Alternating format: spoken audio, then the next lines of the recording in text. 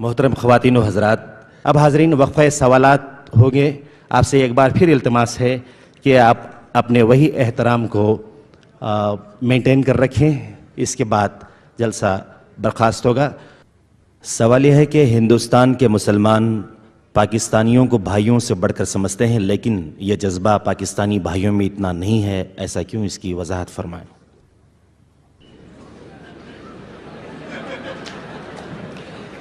میں پورے پاکستانیوں کی یہاں پر نمائندگی نہیں کر رہا، اپنی بات کر رہا ہوں۔ سوال یہ ہے کہ is it permissible for aged parents to stay with their married sons؟ Permissible ضروری ہے، اپنے والدین کو اپنے پاس رکھنا، ان کی خدمت کرنا، ان کی دلجوئی کرنا۔ دیکھیے میں آپ کو بتا دوں، صرف دو چیزیں ایسی ہیں کہ جن کو دیکھنا بھی عبادت ہے۔ خانہ کعبہ کو آپ طواف نہ کر رہے ہیں، بیٹھے ہوئے ہوں، اس کی تعظیم کے ساتھ، محبت کے ساتھ اسے دیکھیں، یہ عبادت ہے۔ اور بوڑھے والدین کو محبت کی نگاہ سے دیکھنا عبادت ہے۔ اصل میں بڑا سائیکولوجیکل پرابلم یہ ہوتا ہے کہ جب آپ چھوٹے تھے، بچے تھے، تو والدین کی محبت آپ پر مرکوز تھی۔ اب جب آپ بڑے ہو گئے، آپ کی اولاد ہو گئی، آپ کی محبت اپنی اولاد پر جو مرکوز ہو گئی، تو ایک محبت کی پیاس والدین میں پیدا ہو جاتی ہے۔ ہماری اولاد کا مرکز محبت میں کچھ اور وجود میں آ گیا، اور ساس بہو کا جھگڑا بھی اسی وجہ سے ہوتا ہے زیادہ۔ تو اس پہلو سے یہ ہے کہ اگر آپ والدین کو محبت دیں گے اور ان کو محبت بھری نگاہ سے دیکھیں گے تو یہ بھی عبادت ہے۔ سوال یہ ہے کہ آپ کو یہاں بھارت میں مسلم معاشرہ کیسے لگا اور یہ پاکستان سے کس طرح مختلف ہے؟ کم سے کم یہ بتائیں کہ یہاں مسجدوں کا منظر، نمازیوں کی تعداد، عوام کا رہن سہن وغیرہ اور دوسرے ثقافتی پہلو پاکستانیوں سے کس قدر مشترک اور مختلف ہیں؟ براہ کرم تفصیل سے روشنی ڈالیے۔ مجھے آپ پاکستان واپس جانے دینا چاہتے ہیں یا نہیں؟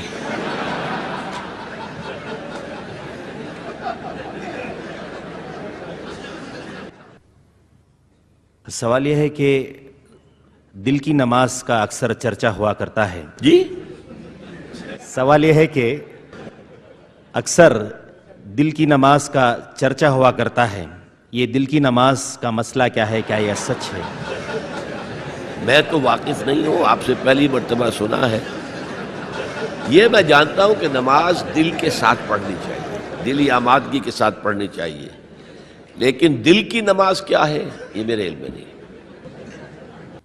ایک اور سوال ہے کہ ہم غیر مسلم کے سامنے یہ کیسے بیان کر سکتے ہیں وضاحت کے ساتھ کہ حضور اکرم صلی اللہ علیہ وسلم نے کئی شادیاں کی تھیں، کبھی یہ بھی کہا جاتا ہے کہ 11 ان کی بیویاں تھیں، کس طرح ہم اس کی وضاحت ان کو کر سکتے ہیں؟ کیسے اس کا ہم ان کو جواب دے سکتے ہیں؟ جواب دیجئے کہ راجہ دسرتھ کی کتنی تھیں، حضرت داؤد علیہ السلام کی کتنی تھیں؟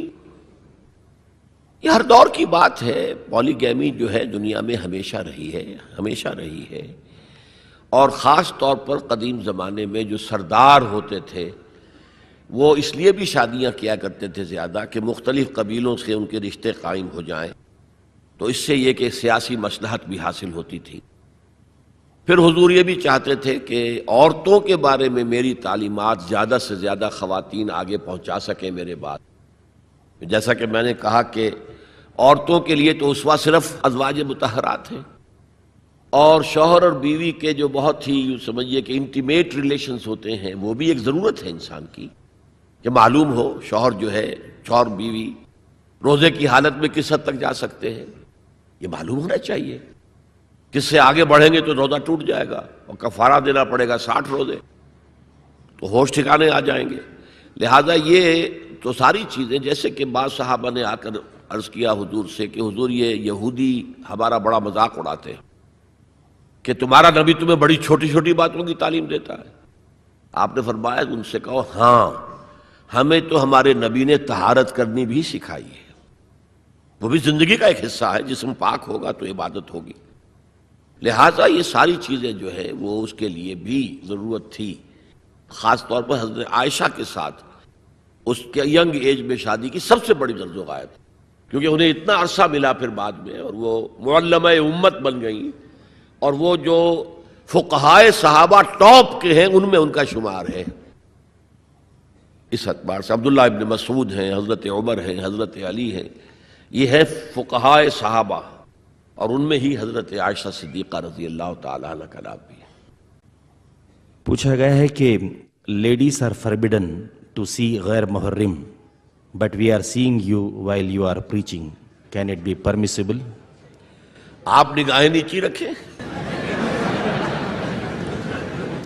سوال یہ ہے کہ آپ نے اخبارات کو یہ بیان دیا ہے کہ کشمیر سے متعلق آپ نے جو کہا ہے اس کی وضاحت کریں، جبکہ بقول مودودی کشمیر کے ساتھ میرا تعلق وہی ہے جو میرے اپنے جسم کے کسی حصے کا تعلق میرے ساتھ ہے۔ ماخوذ مومن صادق کی پہچان جہاد۔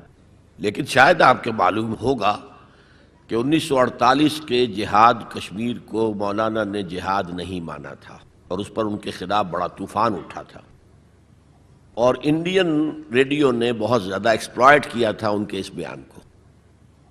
تو میں نے بھی اصل میں جو کہا وہ ہے کہ جہاد فی سبیل اللہ نہیں مانتا۔ اصل میں معاملہ کیا ہے؟ ایک جہاد ہے فی سبیل الحریت، آزادی کے حصول کے لیے، سیلف ڈٹرمنیشن کے حصول کے لیے جہاد، اور اس میں بھی میں بہتر یہ سمجھتا ہوں کہ اگر کشمیری اس طرح کا جہاد کرنا چاہیں تو پیسفل ذرائع سے کریں۔ اگر 1,00,000 آدمیوں کا جلوس نکلے اور اس کے اوپر جو ہے فائرنگ ہو، 100 آدمی مر جائے، پوری دنیا میں تہلکہ مچ جائے گا۔ انہیں سیاسی اعتبار سے جدوجہد کرنی چاہیے تھی۔ مجھے آپ حضرات کو زیادہ یاد ہوگا کہ اندرا گاندھی نے 2 منسٹریز کو ایک دم جو ہے برخاست کیا تھا۔ ایک آندھرا پردیش کی، وہ جو رام کا کردار ادا کرتا تھا ایکٹر، کیا نام تھا اس کا، این ٹی راما راؤ، اور ایک فاروق عبداللہ کی کشمیر کی۔ یہاں سے 2,00,000 آدمی جا کر اور منسٹر ہاؤس کا گھیراؤ کر کے بیٹھ گئے کہ تم کون ہوتی ہو؟ ہمارا الیکٹڈ وزیر اعلیٰ ہے، وہ نہیں اٹھیں گے یہاں سے جب تک کہ اپنا حکم واپس نہیں لیتی۔ انہیں واپس لینا پڑا، اور کشمیر سے اب اس کا ڈاکٹر فاروق عبداللہ کا بہنوئی آ کر بیٹھ گیا، جی میں حاضر ہوں جو حکم دے۔ کوئی ایجیٹیشن نہیں ہوا۔ یہ فرق ہے۔ آپ آرگنائز ہوں، آرگنائز کر کے ایک پیسفل انداز میں اپنا مطالبہ سامنے رکھیں، اور اگر اس میں پھر اگر گولیاں چلیں، اب کہتے ہیں 70,000 جو ہیں وہ شہید ہو گئے ہیں، مارے گئے ہیں، یہ ہوا ہے، اتنی عورتیں جو ہیں ان کی عصمتیں لوٹی ہیں، اتنے گھر جلے ہیں، اتنی دکانیں جلی ہیں۔ اگر پیسفل طریقے سے اس کا 10واں حصہ بھی قربانی دیتے تو اپنا مقصد حاصل کر سکتے تھے۔ یہ